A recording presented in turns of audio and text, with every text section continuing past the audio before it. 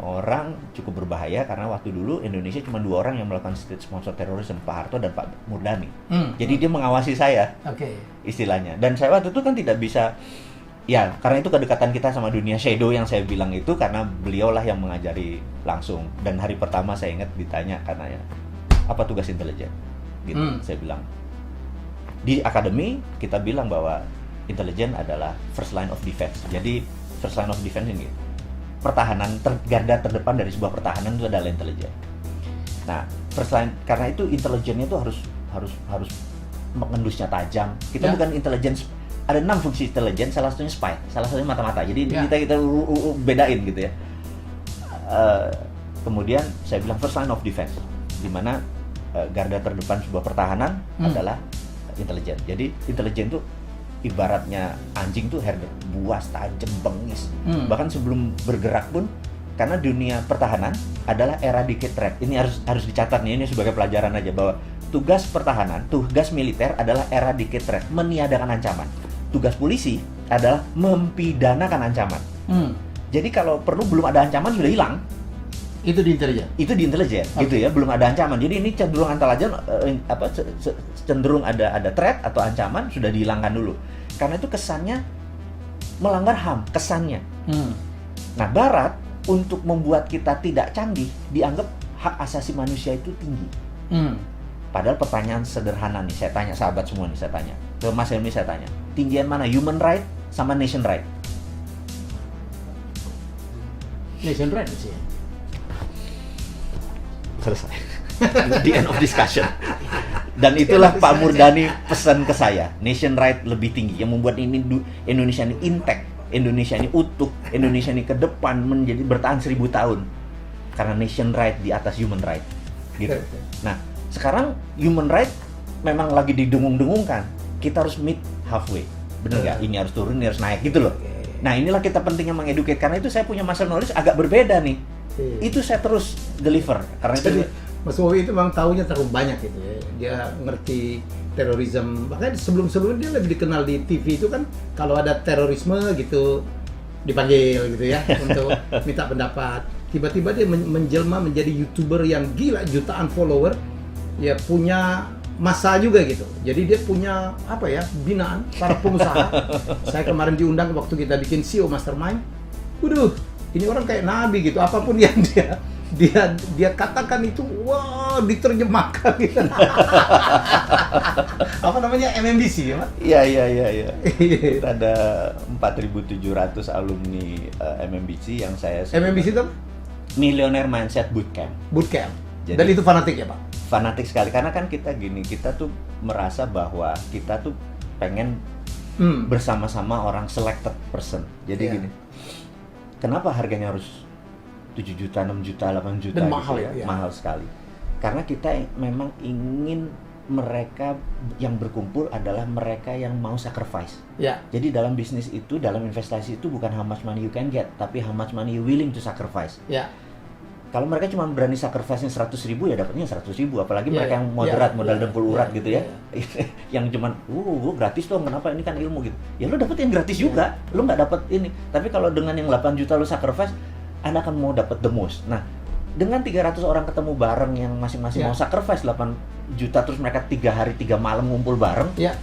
Habis itu bisnisnya ribuan dan berapa kali itu menjadi power jadi gitu. Saya ngalamin, saya diajak oleh Mas Wowi, kemarin kita bikin, bulan Maret ya? Maret, itu kita bikin CEO Mastermind. Yes. Fee-nya, investasinya 14 juta, ya ikut 100 orang, gila. Dan disyaratkan omset minimal 5 miliar. Saya gila tuh, ada satu orang ketemu, bapak-bapak, omsetnya berapa Mas? 1,4 triliun. Iya betul. Ikut. Dan fanatik, nggak pernah komplain, nggak pernah ngomong kemahalan gitu. Dan malah waktu itu kita mau bikin kelas lagi tentang how to do the pitching gitu. Ya, komunikasi. Itu langsung penuh tuh ya. Nah, ini pitching tuh penting sekali karena bagi teman-teman pebisnis, kita tahu dari 1.000 orang hanya 17 orang di Indonesia yang pebisnis. Tapi pebisnis kita ini kita pengen scale up. Betul. Iya kan, kita pengen scale up. Nah, kelemahan yang paling kita berdua kita udah mereview dan nanti teman-teman nanti kita pengen contribute ke teman-teman adalah kelemahannya adalah di pitching. Karena pitching itu harusnya dengan kurang dari 5 menit investor udah dapat aha momennya. gitu kan. Atau bahkan kalau lebih powerful lagi 3 menit. Udah cuma 3 menit dapat dapat wow. Terus wow itu gue mau. Iya, gue mau. Wow itu gue mau. Nah, kita ini pengen merasa mengusulkan, dan Mas Helmi juga mengusulkan kita gini. Jadi teman-teman, kita akan membuat pitch deck ini menjadi serial workshop. Jadi mungkin ada YouTube-nya, mungkin ada kelasnya, gitu ya. Penting sekali karena 3 minutes itu can change your life. Nah, itu yang kita mau ini. Jadi setuju nggak, gimana nih? Oh iya. Jadi ini yang sedang saya siapin dengan Mas Wowi. Saya tahu banyak sekali ide berkeliaran di luar sana gitu, tapi kan butuh bantuan modal, butuh angel investor gitu. Mencari investor itu sulit loh, minta waktunya sulit. Nah, kadang-kadang kita kan ada sebuah kebetulan, ketemu di tempat parkir, di kawinan, di lift gitu. Oh, ketemu nih investor, ketemu Gita Wirawan, ketemu Sandi Uno, ketemu Pak Dahlan Iskan, and so on gitu. Barangkali cuma punya 3 menit, Pak, gue punya gini-gini, mau nggak Pak? Saya butuh gini-gini, in 3 minutes, gue mau. Itu yang kita latih ya Pak. Itu gini, karena ini yang menarik gini.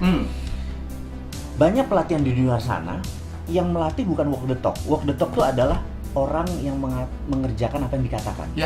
Ini sudah melakukan. Yang sudah melakukan. Nah, banyak sekali teman-teman nggak salah, mereka mengajarkan, dapat pelajaran, tapi waktu diaplikasikannya agak kurang membumi. Karena ya yang mengajarkannya berilmu, tapi bukan berpengalaman. Nah, kita tuh ingin teman-teman nanti kalau join adalah yang mengajarkan adalah berilmu dan berpengalaman. Apa yang kita datengin benar-benar tadi seperti Pak Gita Wirjawan yang kita datengin, Mas Irwan Musri, kalau benar-benar orang yang benar-benar do the talk gitu ya. Sandi Uno gitu. Ini yang kita pikir mereka jadi saya tuh kalau invest semua yang kayak gini. Sisi lain, jadi beliau ini coach juga gitu, ya kan. Waduh, pengikutnya luar biasa dan dirawat sama beliau gitu. Wah, sabdanya beliau itu dibahas gitu. Ini kata coach kita gitu. itu di other side, dan saya nggak pengen sebenarnya. Mas Wowi itu banyak banget. Dia punya rumah yatim ya Pak ya? Ya. Rumah yatim. Jadi membantu berapa anak yatim? Jadi saya tuh berhutang sebenarnya sama kehidupan ini, berhutang banyak. Jadi saya tuh nenek saya dari ibu saya dan nenek saya dari bapak saya, dua-duanya udah 70 tahun belum pernah berhaji. Saya memutuskan waktu tahun 96 Haji Akbar, waktu itu saya memutuskan menghajikan mereka semua. Jadi dalam haji saya itu saya memang tidak terpikir untuk melaksanakan haji buat saya, karena mau tawaf, mau itu segala macam, mbah saya pasti kerepotan. Jadi saya lebih nolong ke mereka lah, saya cuma yang fardu-fardunya aja gitu ya. Nah, puncaknya adalah waktu lempar jumroh. Bayangin, dulu Mina masih 1 loh, sekarang 2 aja masih ada yang korban gitu ya, masih 1. Jadi bayangin ini tahun 25 tahun yang lalu. Nah, di momen itu mbah saya waktu mau berangkat dia bilang, "Le," manggil saya Tole, "Le, belum mbah," gitu, udah sekitar 2 gitu. Terus saya gelisah karena mbah saya mau lempar jumroh gitu, 72 tahun bayangin. Terus saya baca Quran, tapi terjemahan. Biasa kan kita nih wudunya kurang ini. Jadi nggak Arab yang itu belum canggih. Saya baca surat Al-Kahfi, itu cerita tentang Nabi Musa ketemu sama Nabi Khidir, terus Nabi Musa belajar sama Nabi Khidir.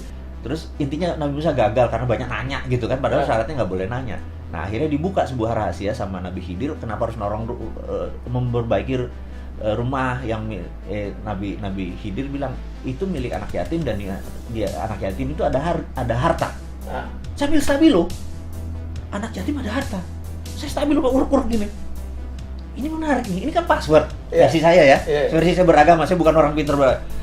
Walaupun yang pesantren kan mbah-mbah saya yang ngajari saya, ini password nih, saya nggak usah analisa lagi, nggak usah pakai arti-arti. Saya pikir, oke. Terus saya kaul, saya tuh punya 11 toko namanya Mirah gitu ya. Toko swalayan, dulu kan tokonya belum swalayan, dulu toko kelontong tuh kan harus ada yang nunggu, mau beli apa, kayak kongkoh lah, mau beli apa harus kita layani. Toko swalayan masih nggak ada, kita mungkin pertama yang punya 11 gitu ya. Nah, saya niat, dalam hati saya bilang sama, kan adik saya yang ngelola, saya bilang pulang 1 saya mau jadiin rumah yatim deh, gitu, karena di rumah yatim ada harta. Dengan miara anak yatim saya jadi tajir nih. Itu di kepala saya ini trading sama Tuhan. Nih saya jahat nih gitu ya. Kemudian udah itu saya taruh, terus saya lihat kok agak sepi. Saya bilang, "Bah, bismillah yuk, berdua berangkat." Saya gandeng mereka berdua. Terus apa yang terjadi? Ini true story, sampai merinding saya. itu di apa, kan ada lingkarnya jumroh Aqobah itu kan ada ini. Bahasa itu sampai nempel bismillah Allahu akbar. Jadi cengkling kayak bilang kok kosong ya gitu. Udah pulang lagi terus teman-teman jamaah yang lain, "Loh, udah jumroh, sudah. Mbah bisa. Kosong kok," kata Mbah gitu. Mereka ke sana balik lagi, "Mana penuh?" Saya bilang, "Ngerti nggak? Something." Nah, saya bilang, "Wah, gua harus komit nih sama ini." Pulang, satunya saya jadiin rumah yatim. Namanya Yayasan Husnul Khotimah awalnya. Terus karena saya nggak ngerti manajemennya, ada sahabat saya dari pesantren Hidayatullah itu yang memanage ini software-nya, ini hardware-nya nih. Nah, bertahun ternyata kita sering kelebihan. Jadi kelebihan beras, kelebihan anaknya cuma 47, dapatnya 3 ton gitu. Akhirnya kita ngasih ke Cilember, Cilodong, ngasih ke pesantren-pesantren yang lain. Sekarang ini sudah 90 pesantren yang anak-anak kalau 100-an atau 50-an ya sekitar 6.000 ya. Karena nyumbangnya ke kita ubah akhirnya menjadi Rumah Yatim Indonesia. Nah, sumbangan ke sini. Yang jadi masalah kita bukan seperti Basnas, seperti rumah zakat yang uangnya dikumpulin. Kita dapat 1 miliar bulan itu habis, dapat 2 miliar bulan itu habis karena kita nggak pernah saving. Emang untuk distribute, bukan untuk ngambil terus ambil turunannya. Itu bukan kita banget. Jadi cara ngelolanya ya versi kita, versi Sontoloyo lah. Itu jadi kita punya. Nah, alhamdulillah saat ini baru berapa 6 ribuan kira-kira. 6 ribuan rakyat ya. Nah, tapi kita cuma manajemen dan memberi alhamdulillah tiap bulan sih antara 3 sampai 5 miliar sumbangan orang. Nah, yang jadi masalah kalau kurang kita nelpon kita ya, karena itu kita suka mohon maaf sekali lagi. Ini mungkin ada confession ya, pengakuan dosa kepada teman-teman semua. Kenapa saya punya holding di Singapura? Karena di Singapura kalau di Indonesia kan kalau Mas Helmi untung 10 miliar, 25% diambil untuk pajak. Iya. Kalau di Singapura cuma 11. Jadi terkadang saya akuisisi dari sini, jadi ada selisih 7% buat Rumah Yatim Indonesia. Dari ngerti ya maksudnya? Ya. Jadi saya sebenarnya transfer pricing, sebenarnya saya nakal, tapi itu bagian saya gini, saya merasa kalau duitnya 10 miliar 25% diambil kan 2,5 miliar. Buat Gayus kepala gue nyut-nyutan gitu loh. Buat Gayus 1 M aja deh gitu ya buat yang ini ada gue ambil cara lain. Jadi saya bikin ini confession, saya bilang bener kata Mas Helmi, kalau nggak dipanggil Mas Helmi, saya nggak akan pernah terbuka, saya tetap misterius, saya tetap di belakang, saya tetap orangnya shadow, bener nggak? Di sini saya bukanya sekalian confession bahwa kalau short balance-nya, anak-anak bilang, "Pak, bulan ini agak kurang." Oke, gue harus ngambil dari yang sisi yang sini. Dan nggak semua pajak itu Gayus loh, iya makanya. itu joke gitu ya, ini joke gitu. Don't take this serious gitu. Tapi saya confessionnya benar. Jadi kadang-kadang kenapa saya punya holding di Singapura, karena pendapatan saya di sana lebih kecil. Jadi kenapa orang buat, ada banyak, bukan saya doang loh. Mas Andi juga paling ada juga gitu ya. Kita nanti kita tanya, kita cek. Why dia punya Panama Paper, why punya kayak gini. Hanya karena selisih. Tapi kalau selisihnya dari 100 miliar yang kroso, Bos. Gitu loh. Lalu seberapa Indonesia Anda, Pak? Menarik pertanyaannya. Seberapa Indonesia? Saya ini berhutang banyak karena 6 tahun saya kuliah kan dibayarin negara. Nah, jadi saya berhutang banyak sama negara ini.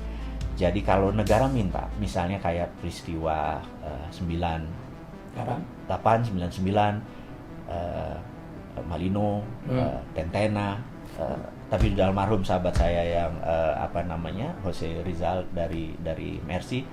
Kemudian begitu negara minta saya di peristiwa Sampit, mendamaikan antara Madura dengan Dayak. Waktu itu adalah konflik horizontal pertama di Indonesia.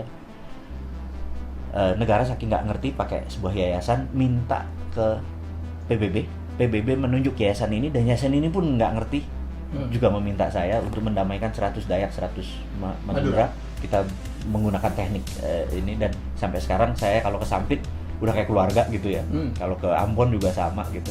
Dan kalau negara minta di 2004, di mana 26 Desember tsunami, besoknya itu saya sudah di Mualaboh gitu ya, udah 3 bulan. Nah, ini ada sahabat saya yang sekarang ini udah bintang 2 nih, waktu dulu masih mayor gitu ya. Nah, yang brother nikahin jangan disebut namanya, nanti jualan dia. Oh iya. Karena itu ada terbukti buat 3 bulan kita di sana, kita nggak tahu dia pangkatnya apa, kita contribute gitu ya. Nanti teman-teman bisa kesaksian. Saya jadi MC nikahin, bukan saya nikahin. Iya, oke. Saya nikahin itu lain, beda Pak. Gitu ya. Nah, ini kalau negara minta gitu ya, saya pasti pro bono. Jadi apapun yang Anda lakukan sebenarnya memberikan masukan, ya. Saya tidak menyebutnya kritik, itu adalah tanda lambang cinta Anda kepada Indonesia. Betul, betul. Jadi gini, saya itu merasa ini versi saya, tapi mungkin saya kebablasan mencintai Indonesianya. Saya tuh merasa begini, bahwa saya tuh agak miris begitu negara tuh berhutang. Ya. Maksudnya, kok ngono sih gitu ya? Ya. Dalam bisnis pun kalau bisa equity call kan? Ya. Jangan ada equity gitu dulu dong, jangan debt langsung. Jangan debt gitu loh. Ya. Nah, equity itu artinya kan pakai aset. Nah, saya itu merasa Indonesia itu punya namanya sovereign wealth, kekayaan sovereign. Ya. Sovereign wealth. Nah, Aramco itu menginspirasi saya. Aramco Saudi, ya. Saudi itu menginspirasi saya. Jadi gini, Saudi tahu bahwa cadangan gas dan minyak dia cuma ada 40 tahun ke depan. Dan sekali dibuka itu nggak bisa ditutup. Oke. Jadi mereka harus keluarin terus. Ini kejadian kenapa harganya murah ya. Nanti saya angkat sampai sana. Apa yang terjadi kalau minyak ini habis? Sementara Saudi ingin 1000 tahun lagi masih ada, gitu ya. Pelajaran kedua, ada negara yang namanya Nauru. Nauru itu menghasilkan P2O5, fosfat. Fosfat yang dari kotoran burung ya? Kotoran burung. Ya. Dan brother kita satu adalah embassy-nya di sana. Ya. Special envoy. Special envoy. For Nauru. Tanya beliau, itu kalau kita mendarat di sana, itu mendarat di jalan tol. Berhenti dulu jalan tol mendarat begini. Dulu negara itu sangat kaya. Ya. Bahkan toilet papernya mungkin pakai US dollar. Tapi sekarang negaranya bangkrut karena P2O5-nya sudah habis. Nah, Saudi nggak mau P2O5, Saudi nggak mau cadangannya habis terus negaranya. Dia melakukan, kalau di dalam corporate itu namanya corporate action-nya berubah. Berubah dari A menjadi B. Di dalam kayak gini, dalam corona ini kita bisa merubah corporate action untuk survival kan. Nah, dia melakukan country-nya action country-nya berubah. Yang tadinya petrodolar, jual petrol dapat dolar, dia forward. Dia hitung nilainya 3.000 triliun dolar. Di forward. Di forward itu artinya sekian persennya diambil di muka. Dia ubah country action-nya menjadi service country. Karena dia tahu tamu Allah sampai akhir zaman ada. Dia mau ubah itu menjadi income dia nanti. Di forward diambil. Nah, itu namanya sovereign wealth fund.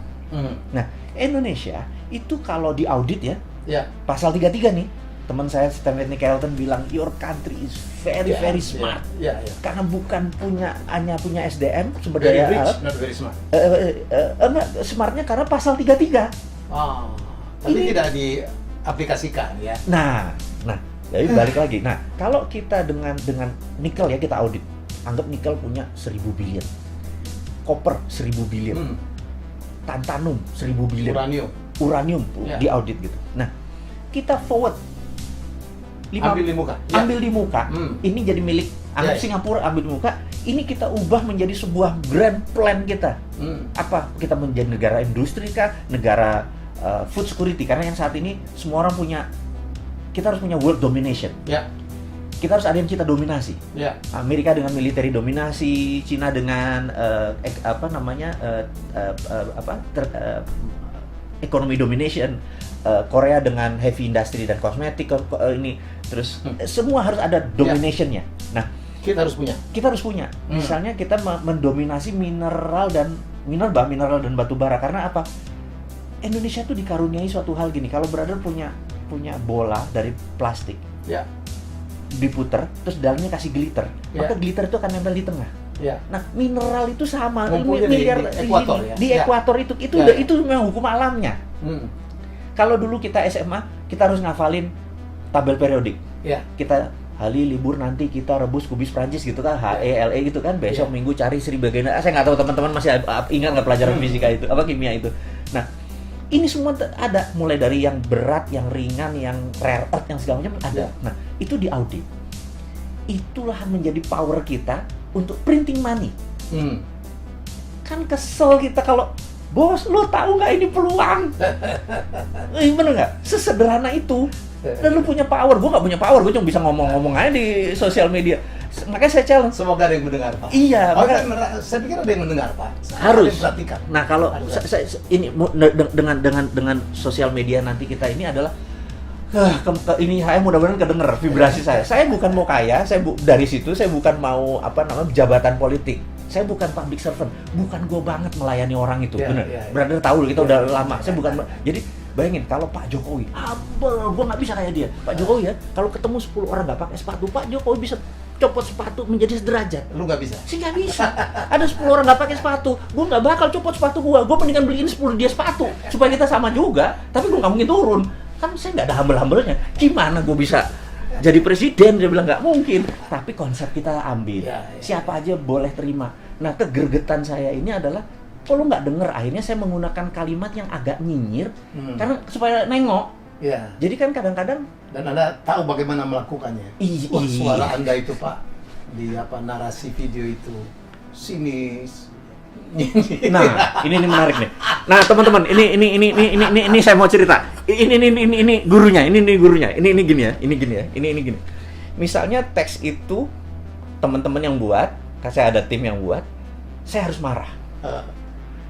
Padahal saya kan orangnya happy, saya nggak ada masalah sama kehidupan ini, bener nggak? Gue nggak ada masalah utang, gue ada masalah ini, rekening gue oke aja gitu loh, happy aja. Terus saya harus marah gitu. Ini teman-teman, ini note-nya, ini beliau yang ngajarin. Jadi saya di depan kaca, saya ingat kata-katanya Mas Helmi, Mas Wowi, Mr. Bean itu sebelum syuting itu 30 sampai 60 kali di depan kaca dia action sampai dia ketawa, dia baru take, baru ambil. Oke, saya bilang gila. Gua berdrama nih, saya bilang gitu. Jadi saya di depan kaca, saya emosi. Cara emosi tuh gini, kaki dinaik, diginin. Kayak orang frustrasi. 2-3 menit kemudian emosi, baru saya bacain. Makanya kesannya saya emosi. Gitu loh. Kesannya saya ada getar-getar marah gitu ya. Nah, jadi sebenarnya ada drama di belakang itu gitu. Abis itu, karena itu habis 2-3 rekaman, kepala saya suka pusing. Karena itu bukan gua banget gitu. Tapi demi message itu tercapai gitu loh. Dapat, Pak. Demi message. Itulah saya bilang. Dan ini ada satu lagi brother yang ngajarin sahabat kita, Pak Teddy Darmanto. Penting sekali. Jadi gini, apa bedanya acting pura-pura menjadi sama menjadi? Nah, gitu. Jadi orang kalau mau dapat Oscar itu bukan pura-pura menjadi pegawai, tapi menjadi pegawai. Jadi ini beda nih. Karena itu kalau main sinetron dia pura-pura menjadi supir, pura-pura menjadi orang miskin. Nggak akan pernah dapat Oscar yang main di sinetron. Ini Pak Helmi, ini beliau yang ngasih tahu, sama satu lagi Pak Teddy Darmanto. Tapi kalau mau dapat Oscar tuh lo harus menjadi lebur, harus lebur. Nah, jadi di Disneyland hari pertama kerja itu direksinya turun, HRD, direktur HRD bilang, you are king, you are queen ke cewek. Tapi selama 8 jam you are still pelayan. Lo janitor gitu. Lo menjadi janitor. Begitu dia benar-benar, dia tidak acting, dia benar-benar full heart karena itu tipsnya gede-gede semua. Benar nggak? Tapi begitu selesai jam kerja, you are king again gitu loh. Nah, itu dapat karena itu Disneyland is the most happiest place on earth. Benar nggak? Nah, saya pengen gini. Ini kalau gue jadi presiden nih, kayaknya Menteri Pendaya atur negaranya gue sekolahin ke Disneyland supaya Indonesia menjadi the most happiest country in the world gitu. Karena menjadi gitu Pak, selama 8 jam dia menjadi ini. Habis itu dia king, we are king, bener nggak? Gitu. Itu ya. Nah, ini adalah resep bagaimana suara tadi. Karena saya bukan pura-pura menjadi, saya menjadi lebur, menjadi orang yang ya gitulah gitu. Nah, ini gurunya. Aduh, ini 2 jam nggak kelar ini sebenarnya. Tapi jarang beliau bongkar-bongkaran gini, karena banyak orang nggak tahu sisi lainnya. Mas Woy ada tahu bahwa dia betul-betul pengusaha. Gila, usaha apa aja gitu. Kita aja ada berapa kali ada usaha apa aja, dan dia adalah seorang tipe dreamer juga gitu, kreator. Wah, mimpinya luar biasa. Tapi dia punya sisi yang sangat luar biasa. Mulia, dia punya rumah yatim, menyantuni 6.000 orang. Saya nggak tahu dapat sumbangan dari mana. Itu tetap jalan apapun yang terjadi. Dan dia tetap memberikan kontribusi dengan caranya gitu. Kalau biasa-biasa aja disampaikan mungkin nggak didengarin orang ya. Dia punya pengikut 4.700 gitu yang sangat fanatik. Orang-orang sukses, orang-orang hebat. Ya, orang-orang yang sangat positif. Dan saya alhamdulillah masuk ke dalam lingkungan ini. Dan kemudian, ini barangkali kita bahas berikutnya aja. Orang nggak banyak tahu. Orang kan ada yang ngomongnya bagus, ya, tapi perbuatannya tidak mendukung. Beliau ini sama nih, walk the talk. Walk the talk aja udah salah. Walk the talk itu adalah orang yang menjalankan apa yang dia sampaikan. Beliau orang itu, tapi beliau ada bonus satu lagi. Nyari walk the talk aja susah. Beliau adalah seorang penulis yang baik. ada penulis nggak bisa menyampaikan, ada orang menyampaikan bagus, beliau penulis yang baik, termasuk nulis novel. Wah, saya baca betul, ih gila. Saya bilang teman saya satu di tulisannya lebih bagus dari saya tentang apa Ferrari yang dicuri itu ya. Grand Theft Ferrari. Grand Theft Ferrari. Ferrari. Itu iya. cerita nyata nggak sih? Cerita nyata yang didramatis. Jadi iya, jadi ceritanya itu true story. Jadi sahabat saya dulu namanya I sebenarnya, dia suatu hari dapat, bapaknya adalah titik-titik pajak. Jadi zaman tahun 80-an jangan tanya kalau ini kan belum seketat sekarang ya. Dia tuh sekolah dibayari oleh orang tuanya, dikasih 150.000 untuk 4 tahun, dolar artinya ditaruh di muka. Nah, dia spending ini untuk barang-barang mewah, termasuk Ferrari tadi. Suatu hari, saya nggak kenal dia. Sekarang saya nanti bawa kenal ini lo orangnya gitu ya. Sekarang ini he's my partner in crime gitu ya. Ini true story. Nah, terus saya dari dulu memang di San Francisco di Amerika, karena ikut Permias tuh anak-anak bilang, lu kalau ada problem orang ini aja. Ini orang ini problem solver. Ini problem solvernya dalam arti nakal. Ini saya kasih contoh sebelum dia nih. Nah, problem solvernya misalnya gini. Suatu hari saya kedatangan suatu anak Cina gitu ya. Saya kalau ngomong bener, karena memang rasnya Cina dan orangnya, tapi dia sahabat saya, dia pemilik bank. Dia datang bilang, "Gua El." "Iya, gua tahu. Lu ngapain di sini?" "Bokap gua belum ngirim duit." "Terus lu mau minjem gua duit?" Minjem gua duit?" "Enggak sih. Katanya kalau sama lu ada ide." "Gimana?" "Pacar gua di Oregon, ulang tahun. Gua nggak ada duit. Lu ada ide nggak?" "Itu versi lu tuh." "Iya, sini kuncinya. Mau diapain?" Jadi saya colong peleknya, saya taruh mobilnya. "Lo asuransi kan?" "Asuransi." Kemudian asuransi kan bayar, terus peleknya saya balikin lagi gitu ya. Jadi dia dapat $2.000 waktu itu, ngakali asuransi. "Wah, thank you ya bro," gitu. Itu kan bajingan sudah. Di Amerika kita punya ilmu kayak gitu. Tapi itu dark side. Sisi lain, dia ada flip of Mardigu, yang makanya saya bilang wudhu saya nggak pernah penuh gitu ya, karena dosanya banyak gitu ya. Terus, nah ini juga sama, jadi sudah dari mulut ke mulut kalau ada problem. Nah, tahu ada telepon saya dari Kansas ini, saya bilang, "Oh iya, gua nggak tahu siapa lu," saya bilang kayak, "Nggak, gua ada masalah." "Ya masalah lu jangan kasih ke gua bisa kasih lu $5.000. Oke, jadi kalau $5.000 we are talking, dia bilang gitu. Gini, nyokap gua sekarang di LA, 2 minggu lagi ke Kansas. Kalau dia ke Kansas tahu ini barang, dia ngamuk pasti. Terus, tolong bawa mobil ini, lu umpetin," kata dia kayak gitu. Dah, saya sedang, "Iya, gua kasih lu $5.000. Kansas SF, bro. Itu kan 4 negara, 4 time zone kan? Amerika kan hampir 6 kan? Ini 3 time zone gitu. Wah, 2 hari 2 malam nih. Iya, 2 hari 2 malam nih, gitu ya. Terus itu November lagi. Waduh, udah mau musim dingin kan? 5.000 kurang kali, tapi gue tambah di tengah-tengah, gitu. Saya panggil teman saya si B ini, "Bro, join apa? Bebelah yuk kita." Oke. Cuman jadi naik pesawat, dibayarin sampai sana, itulah ketemu dia. Bilang, "Ini kunci, ini fulus, jalan ke Red Ferrari Testarossa gitu ya." Oh, jalan. Kita ada poin ketemu di Tacoma, saya lupa nama daerahnya. 2 jam kira-kira dari Kansas. Kita pakai poin, kling, telepon. "Bos, gue udah di sini," gitu ya, ngabarin. "Oh, oke." Klik pas telepon, dia jawab, "Udah sampai sana." "Oke, you on your own." "Maksud lo apa?" 5 menit yang lalu gue laporin bahwa mobil gue kecolongan. Jadi gue mau ambil asuransinya buat nyokap gue, nanti tanya duitnya mana, bener nggak? "So you're on your own." Hilang. Anjir, gila, kita bawa stolen car. Dan itu belum ada dalam cerita Amerika tahun 88 mencuri mobil mewah. Kansas lo ini, bener nggak? Kita bilang, "Gila bro, nanti dikejar pakai chopper kita kan." Jadi kita bawa stolen, jadi kita dipaksa jadi penjahat. Self defense kita. Teman saya si B bilang, "Wah gila, ini harus kita ngapain?" I don't know. Terus begitu kita mau jalan, kita tadinya mau terus Boulder ke Dallas, Colorado, terus ambil Utah. Kebaca nih, kan orang kalau stolen dari tengah ini Midwest ini, itu kalau nggak ke Miami, ke California. Iya. Ini kebaca banget gitu loh. Tapi ini tahun 88, nggak kayak sekarang gitu ya. What do we do? Akhirnya kita ke utara ambil, ke Wyoming. Nah, kan utara, Montana, Wyoming. Sepi dong, Bo. Redneck semua, kita Asia pakai Ferrari, lu bayangin gitu. Nah itu cerita. Nah itu cerita basicnya. Kemudian kita kasih drama karena setiap jalan sih. Tapi ini true story. Setiap jalan Benny selalu nelpon. Saya bilang, lu nelpon siapa sih? Dia ini lover boy. Lover boy itu maksudnya doyan tebar pesona, TP gitu ya. Ya sudah, saya jalan terus, wah ada cewek satu Manado, cakep gini segala macam, gue ngincer dia nelfon, asal mendarat nelfon.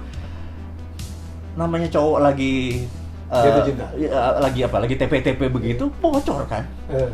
Aduh gila lu, ada orang tahu satu lagi mengenai ini, bener nggak?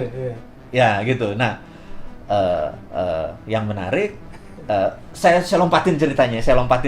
Yang menarik adalah kita suatu hari sudah short semuanya, kita perlu partner in crime another. Kita putuskan ini datengin aja deh, bener nggak? Waktu itu kita di Utah. Begitu dia datang, cep, gua shock, karena dia mantan gua.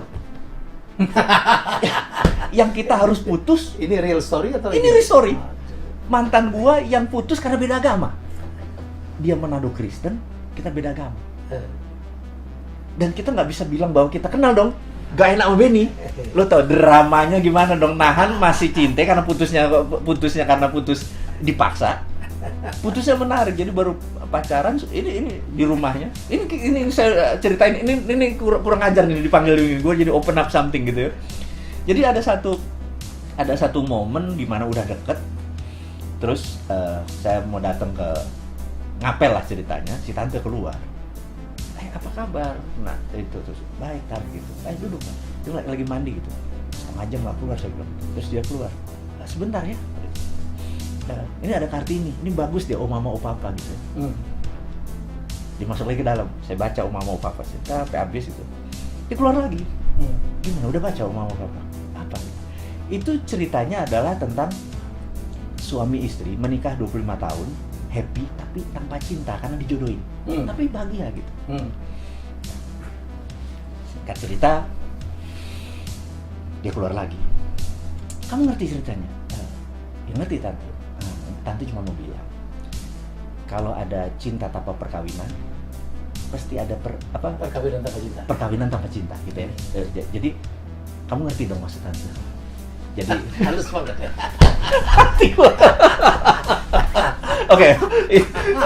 Nah, itu ketemu lagi, bener nggak? Yeah. Itu ketemu lagi dalam waktu periode yang sangat dekat gitu, ketemu lagi gitu. Inilah membuat ini jadi komedi romance thrill. Jadi saya sebenarnya bukan creating, saya memorizing. Jadi beda. Tapi nih. Bapak nulisnya keren banget, Pak. Saya kan penulis novel ya. Yeah. Jadi, gayanya itu apa ya? Nakal gitu kan. Ya, jadi kayak dulu Bondan nulis juga aliran gitu. Iya. Tapi kadang-kadang kayak Nick Carter juga. Kebablasan juga. Gitu. Jadi ini luar biasa. Jadi saya nggak pernah bertemu orang demikian lengkap. Dia melakukan apa yang dikatakannya dan menulisnya sama hebatnya. Ya, saya berharap Grand Theft Ferrari atau Ferrari curian itu segera menjadi film ya Pak ya. Pengen. Kita bikin Netflix aja Pak. Why not gitu? Itu jadi challenge. Saya kepikiran tadinya mau tahun ini ada sama mimpi saya dengan Mas Wowi berikutnya adalah kita akan bikin trip. Ya saya nggak tahu. Ini saya ucapkan terus supaya ini bisa dikabulkan. Kita akan buat tour dari tour Route 66. Oh, saya bukunya udah lengkap semua. Jadi kita akan tour dari Chicago to LA. Kita drive, kita berhenti, kita bikin film, kita bikin cerita. Thank you Mas Wowi. Thank you. Sayang thank you. Luar biasa.